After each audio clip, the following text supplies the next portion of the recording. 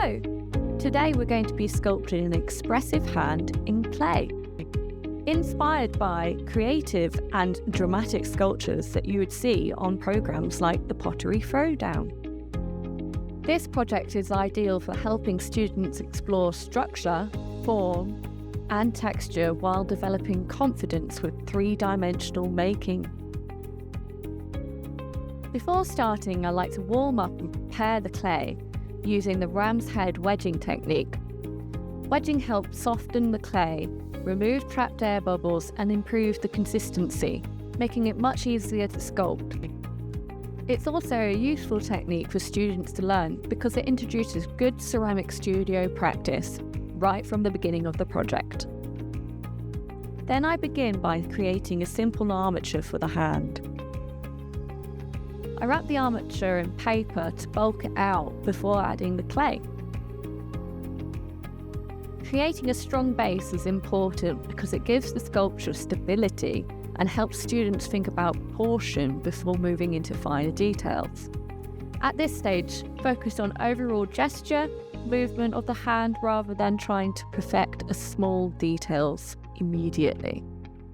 Encourage students to look carefully at the larger shapes first. The palm, the direction of the fingers, and the overall balance of the sculpture. Here you can see me checking my own arm and my hand mannequin to get the fingers in the right position. As the structure develops, begin refining the position and shape of the fingers, palm, and wrist.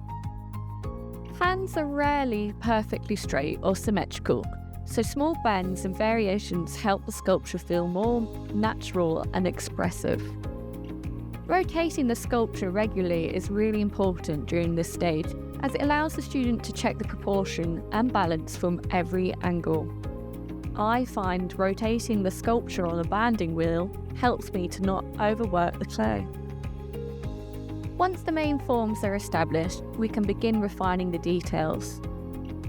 Using sculpting tools, start defining areas such as the knuckles, fingertips, and subtle transitions in the surface, all whilst checking my own hand for reference.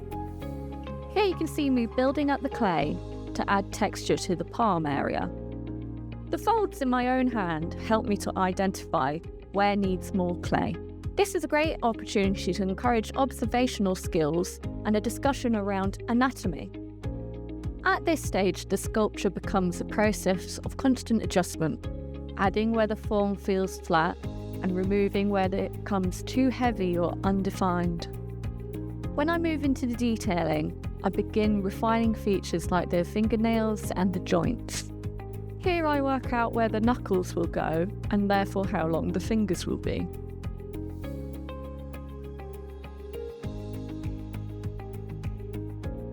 Once I'm happy with the length of the finger, I trim down the wire and cut into the finger and add an extra bit of clay on top, so that the wire won't show when the clay shrinks.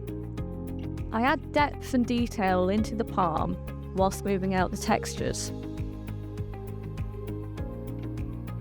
Next, I add in all the details into the fingers using a sharp tool to create the folds.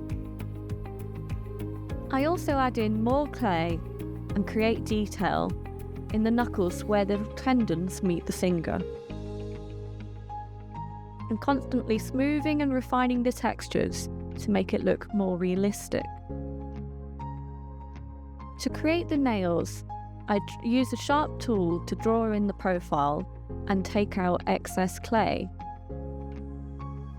I then use a larger, rounded tool to create the edge of the nail by pushing it into the edge of the finger. I then clean this up with the sharper tool. Make sure to keep the model moist to stop it from drying too quickly. When it comes to taking the model off of the former, I use clay wire to cut the base. I then cut a section out of the back of the hand and put it to one side for later. At this stage, the clay isn't fully dry, so it's still malleable and I can tease it out. Once the hand is free, I can take out all the excess paper I used to help create the form. I then use the pieces I put to one side earlier to repair the incision.